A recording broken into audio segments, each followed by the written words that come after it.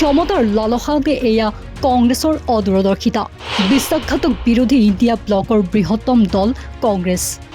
গান্ধীজীৰ নৈতিক চৰকাৰৰ ধাৰণাৰ সম্পূৰ্ণ পৰিপন্থী কংগ্ৰেছ। বিৰোধী ইণ্ডিয়া মিত্ৰজোঁটত বিয়াগম ফাট।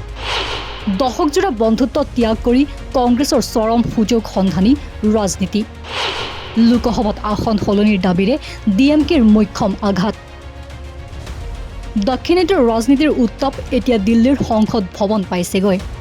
বিৰোধী ঐক্যৰ ধ্বজা উৰুৱাই গঠন হোৱা ইণ্ডিয়া মিত্ৰজোঁটত এতিয়া এক অভূতপূৰ্ব ধুমুহাই দেখা দিছে, যাৰ কেন্দ্ৰবিন্দুত আছে কংগ্ৰেছৰ শেহতীয়া ৰাজনৈতিক অদূৰদৰ্শিতা। তামিলনাডুত চৰকাৰ গঠনৰ লালসাত পৰি কংগ্ৰেছে দশকজোৰা বিশ্বাসী বন্ধু DMKৰ হাত এৰি অভিনেতা বিজয়ৰ নৱগঠিত দল TVKৰ সৈতে মিত্ৰালি কৰা কাৰ্যই ইণ্ডিয়া মিত্ৰজোঁটৰ ভূত কঁপাই তুলিছে। এই বিশ্বাসঘাতকতাৰ প্ৰত্যুত্তৰ দি DMK এতিয়া লোকসভাত কংগ্ৰেছৰ পৰা আঁতৰি বহিবলৈ সিদ্ধান্ত গ্ৰহণ কৰিছে।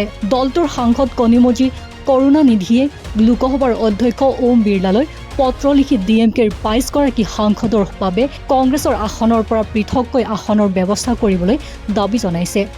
কনিমজিৰ ভাষাত, সলনি হোৱা ৰাজনৈতিক প্ৰেক্ষাপটত কংগ্ৰেছৰ সৈতে একেলগে বহাটো এতিয়া DMKৰ বাবে কোনোমতে যুক্তিসংগত নহয়। কংগ্ৰেছৰ এই ভূমিকাক লৈ ৰাজনৈতিক মহলত তীব্ৰ সমালোচনাৰ সৃষ্টি হৈছে।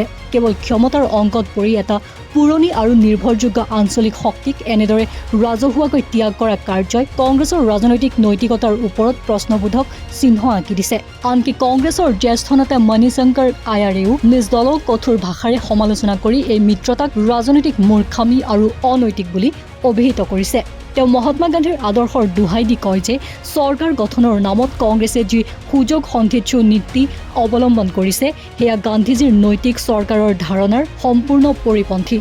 কেৱল নিজৰ ভিতৰতে নহয়, মৰ্চাৰ আন সহযোগী দলসমূহৰ মাজতো কংগ্ৰেছৰ এই স্থিতিয়ে অবিশ্বাসৰ পৰিৱেশ সৃষ্টি কৰিছে। সমাজবাদী পাৰ্টীৰ মুৰব্বী অখিলেশ যাদৱে এই ঘটনাক লৈ কটাক্ষ কৰি কয় যে তেওঁলোকে বিপদৰ সময়ত সতীৰ্থৰ হাত নেৰে, যিয়ে পৰোক্ষভাৱে উত্তৰ প্ৰদেশতো কংগ্ৰেছৰ সৈতে আগন্তুক নিৰ্বাচনী মিত্ৰতাত প্ৰভাৱ পৰাৰ ইংগিত দিছে।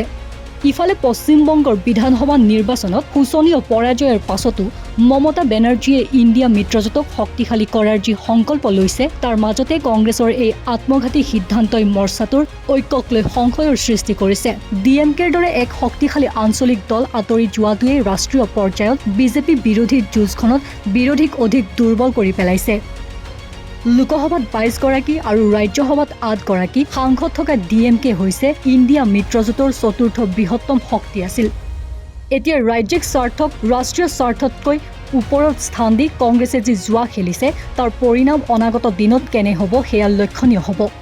বিৰোধী ঐক্যৰ মাজত সৃষ্টি হোৱা এই ডাঙৰ ফাট এতিয়া কেৱল তামিলনাডুৰ ক্ষমতা দখলৰ যুঁজতে আবদ্ধ হৈ থকা নাই, ই দেশৰ সংসদীয় ৰাজনীতিত বিৰোধীৰ সামগ্ৰিক স্থিতিৰ বাবে এক সংকটকাল হিচাপে দেখা দিছে।